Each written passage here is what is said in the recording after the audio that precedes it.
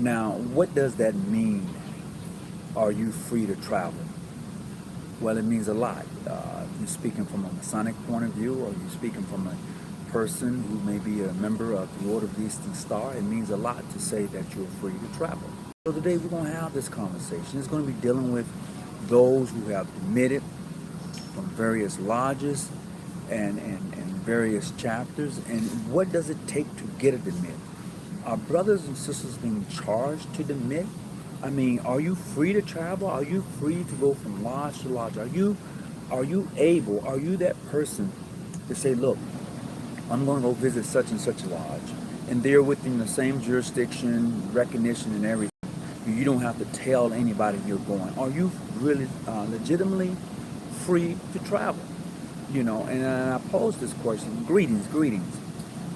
If you are in a lodge or chapter and they are charging you to demit, they actually saying it's going to cost you $25, $50 to demit. They're going to charge you to demit. That is the most horrendous and craziest thing to be a part of. I mean, you going to charge me to quit? Really? No, it doesn't work that way.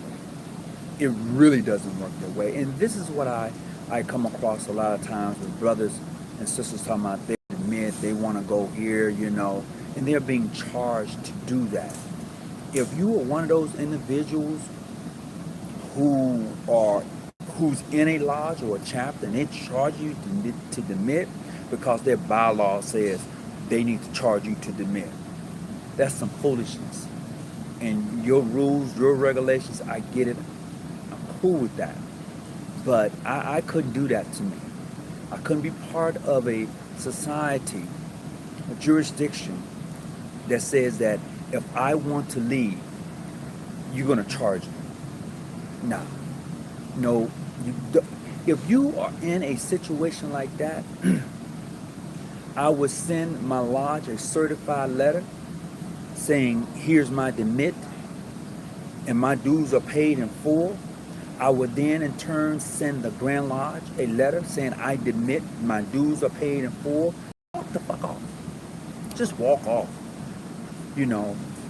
Because there's no way on God's green earth that any organization should be paying or charging someone to demit. No. So the question is, are you free to travel?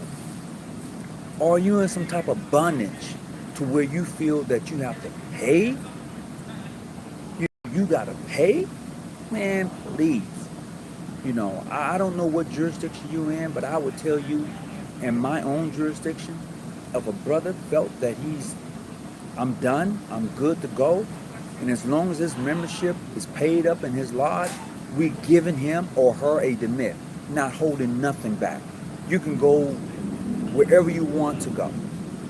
Just make sure your business here is taken care of. And this, in my own personal opinion, is how it should be done. You should make sure that your business is taken care of. Good greetings, Brother Larry Diamond. How you doing, brother? Hopefully I can see you at our session. If you have that time, please come by and fellowship with us. So that would be me. I mean, too many times brothers of the craft and sisters of the order have invested their time and their monies. And then when they say, I'm good to go, I'm finished, you don't want to let them go. You want to hold them back. You want to charge them to be able to be released and free to travel. I don't know. I don't know what type of jurisdiction you're in or what type of shenanigans that is, but I mean, if you like it, I love it. Do you? So that's my thing. This is, to me, the true essence of Freemasonry, being able to travel freely. And I can only speak in my jurisdictions and those jurisdictions for which we have mutual recognition with, that we're able to say if a brother wants to demit, he can demit and go. He can join that lodge over there, even though we may have mutual agreement, recognition, amenity, whatever you want to call it. He or she is free to travel and go with no charge at all. Here's the demit. Your dues are paid, you're good to go. And that goes the same way for visitation. If I choose to go visit a lodge or a jurisdiction for which we have mutual recognition with, I don't have to tell anybody I'm going. I don't. I just go. And I don't get it when brothers say, well, I got to tell the grand secretary that I'm going to visit such and such. No. Not my members, but the members in this jurisdiction, when they want to go and visit a lodge or jurisdiction that we have mutual agreement with, they go. They contact the lodge. They say, look, I'm in the city. I would like to visit. Are you having a meeting? Yes, we are. Can I visit tonight? No, you can't because we're taking care of business. Yes, you can, brother. We're doing our initiation. It's just that plain and simple. It's not all drawn and carved out. I don't have to call the grand secretary or the grand master or anybody on a grand level. This is all Blue Lodge, and I'm dealing with lodge to lodge because we already have visitation with them. We already have amenity with them. So I don't see where that comes into play, but I believe that some jurisdictions may have that in writing, where you have to consult the Grand Master or the Grand Secretary on your whereabouts and where you're going. Look, if you are a Mason, an Eastern Star, you're grown. You over the age 21, you're grown. You go wherever you want to go. Visit wherever you want to visit. If a lodge or a chapter is asking you to come by and fellowship, go. Do you. Have fun. Enjoy the craft. Enjoy the order. You're limited in your ability to enjoy this society if somebody got their thumb on your neck, if somebody got their foot on your back. You're limited. You can't do it. Your expectations of the organization is limited because you can't go.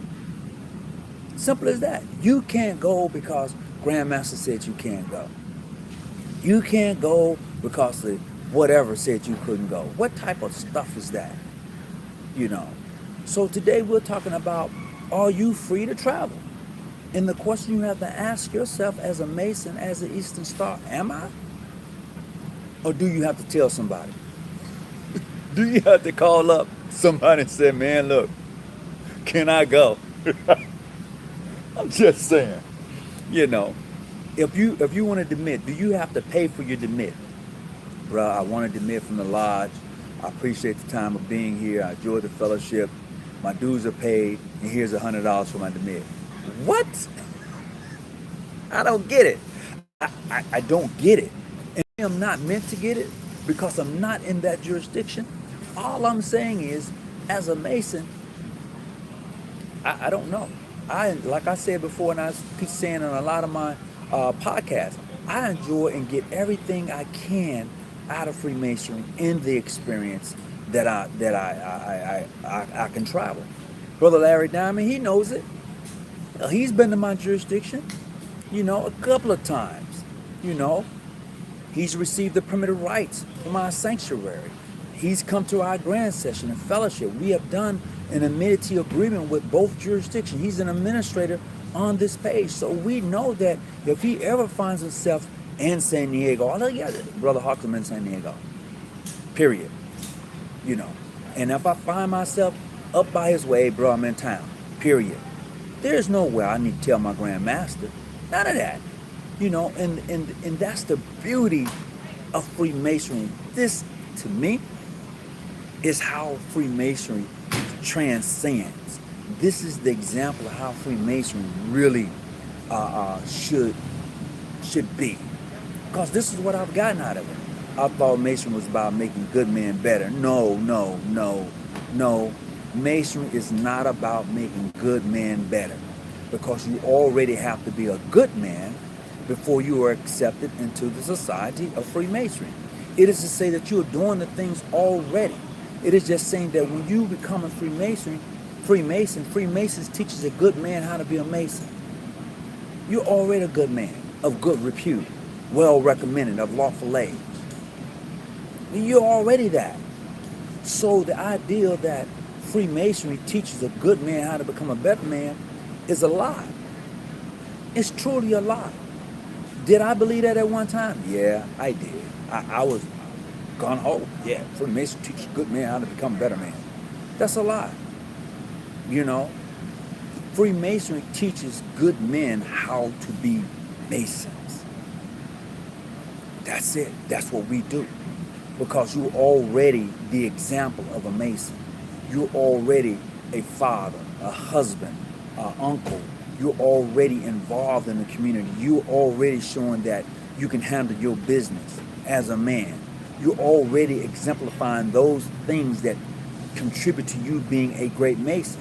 The ideal is when you join the Society of Freemasonry, we have what you call symbols and allegories that we teaches you to help you become a better mason, you know, with the use of those emblems of an operative mason. We just choose to use them in a speculative way. And that is one of the first languages of Freemasonry, is to use objects as a language. That is the first, it is. That is a language within itself.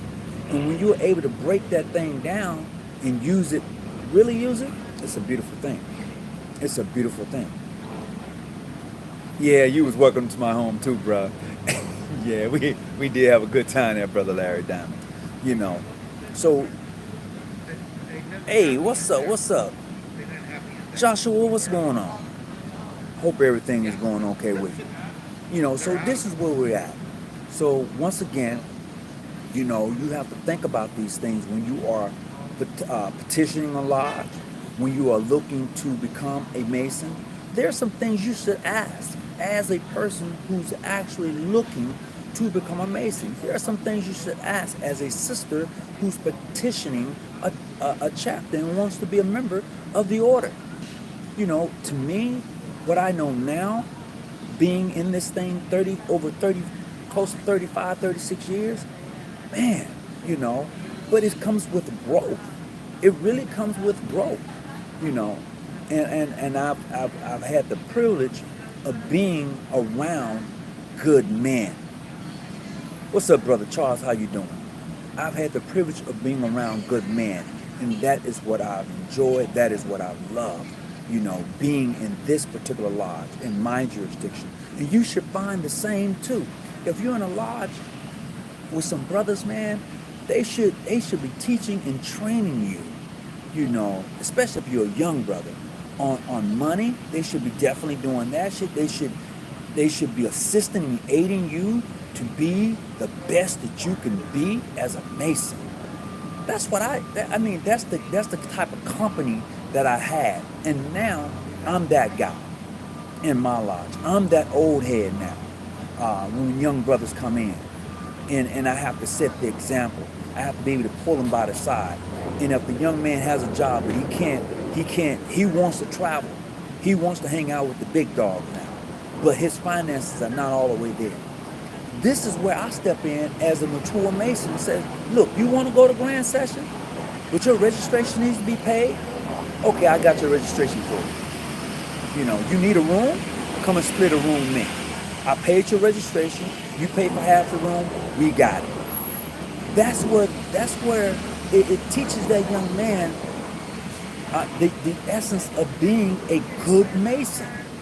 You know, but when you find a young brother who don't have the finances that you may have, but he wants to go, and all you, well, bro, you gotta get your money together, bro. You know, no, that's not how.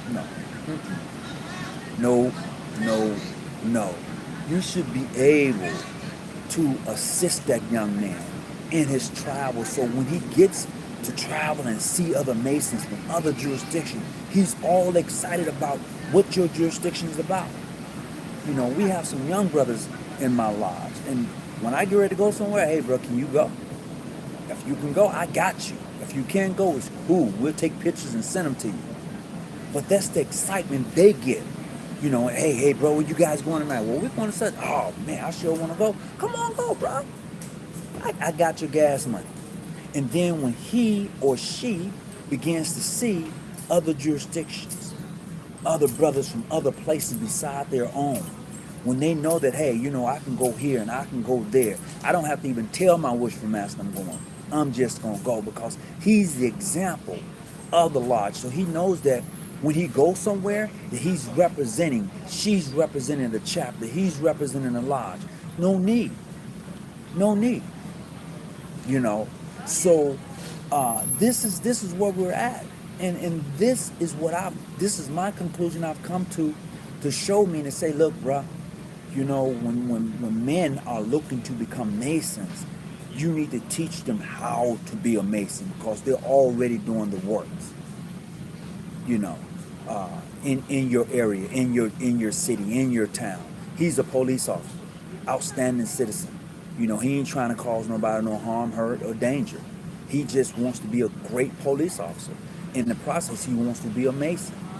You know, he's a lawyer, but he wants to be a mason. She's she's a lawyer. She wants to be an Eastern Star. You know, so why do people of that caliber wants to be part of an organization such as the Masons, the Eastern Star? What is it about the society that attracts them? Is the fact that being in the society is a whole nother circle. It's a whole nother traveling experience like no other. Let me say that again. Being a Mason in the Eastern Star is a traveling experience like no other.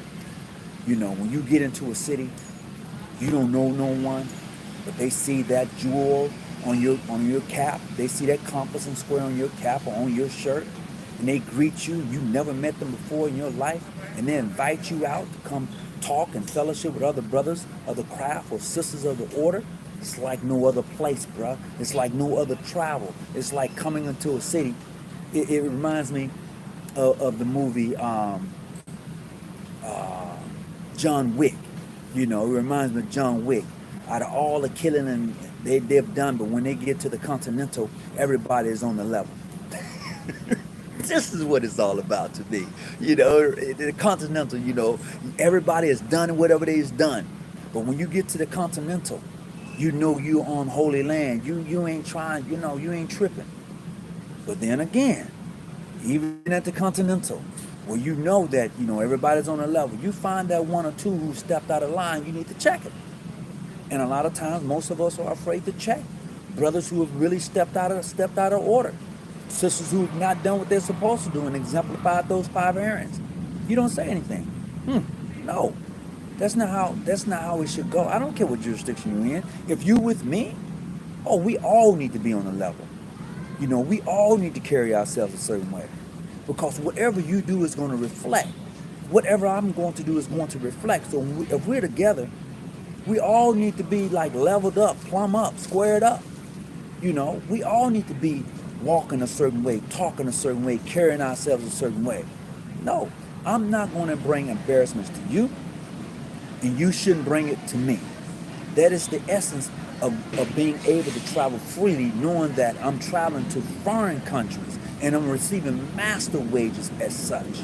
You know, sisters are walking the points and winding the Lamberts. They're receiving an assistance and aid through life journeys. You know, this is the beauty. And as much as we talk about, you know, what someone else isn't doing, look at you. Man, I meant to. No, that's a cop-out. My intentions were. No. Either you did or you did not. Man, I didn't do it. Okay, cool, I can accept that. Because nothing happens with your intentions. Nothing happens because you thought about doing it. No, nothing happens. So when you are free to travel, you are free to really move about and to do you and to enjoy Freemasonry. If you want to demit, your lodge, your chapter should give you a demit freely when your dues are paid in full. No problem. They should just say, hey, bruh, it's been great. I understand you no longer want to be at this particular lodge. I hope you find a new lodge wherever you may go and enjoy, have a great time. That is the essence of being a mature lodge, mature brothers. But when you getting that kickback, bro, why you want to leave, man? We ain't giving you nothing. That lets you know you're dealing with immature men and women. That's what that says. They were never ready anyway.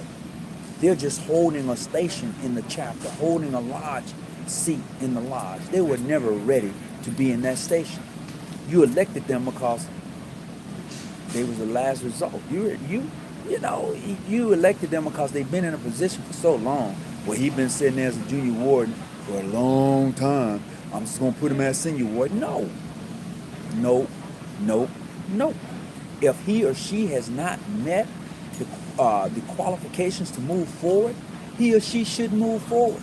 Oh well, we only got a certain amount of members, man. Go on, give him the station. No, he or she ain't ready for that seat. They have not exemplified themselves in that position yet. No, you need to sit there a little longer. And this happens across Masonic jurisdictions or affiliation. It happens. You can't say it doesn't happen, because you have those outdoor parking lot meetings when the election is over. Man, they should have never got that seat. Well, hell, you was there. You didn't say nothing. So how can you say you're free to travel? You're not even a free thinker, You're not even thinking, what's up, John? How you doing, man? Norfolk, Virginia's in the house. PHO. Great, bruh. Pleasure to have you here. So you're not even thinking freely, because that brother or sister that is now in that elected office should not be there, and you know it, and you allowed it to happen. Oh man, I didn't want to cause no confusion in the lodge. It was no confusion, bruh.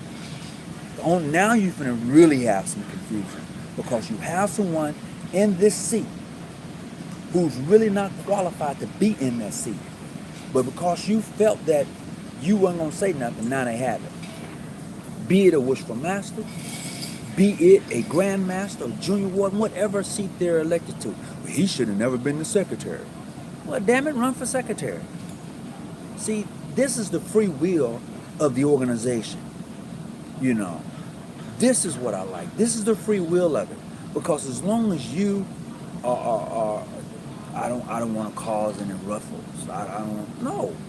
No. This is how you keep your organization in order. This is how you do it. You bring this to their attention. Right now, I'm working with my grand secretary, the grand treasurer, and making sure that when we get to session, all of the money is accounted for. And if anybody got any problems, they should be able to see the checkbook. Where did this check go? And a lot of times, brothers and sisters don't know where their money is at in their lodges, in their chapter, because they're not free to think. They're not free. They feel bullied. I ain't gonna say nothing. No, you pay dues monthly to that lodge. You have every right to know where your money is going. You pay chapter dues every month. You have a right to know where that money is at in your chapter. When you get to grand session and they give you all the accountants and stuff, look through it. See where your money is going, how it's being spent. Some of it may be taking a little bit off the top. 10 for you, 5 for me. But you ain't paying attention. I remember once I was at St. John's Day, and the Grand Senior Warden told me, Hawkins, stop looking around with your eyes closed. Because you up there, people coming by with the bucket, they putting their money in. He said, let me tell you something, son. When people's hands go in that bucket, their hands can come out with money. You need to keep an eye on it. That's what the Grand Junior Warden told me. I never forget it, So, but, back to the subject at hand about being free to travel. It's a beautiful thing. It is. And brothers and sisters, don't let no one bully you into having to pay money to demit. Don't let nobody hook-wink you like that. Write a damn letter to your Grand Lodge in your chapter or your whatever lodge chapter you may be part of and say, look, I'm good. My dues are paid. Everything's paid in full. I want to demit. And if they don't give you one, certify a letter with a demit on it. Get it to them and be done with it. I'll call you right back, bro. That was Brother Byers from True Kinsman trying to call in. I'm gonna call you right back, bro. But yeah, that's how you handle that. So look, I am going to go. I hope everything is well with you and your family. Blessings and peace. Definitely big shout out to the ancestors. Man, that's gonna have to be another topic for another day. Talking with the ancestors. Oh shit. Look, the most beautiful thing about being a Mason is the mere fact that you are free travel. Peace and be well. Whatever you do, keep your light on. Stay out the bushes. I'm out.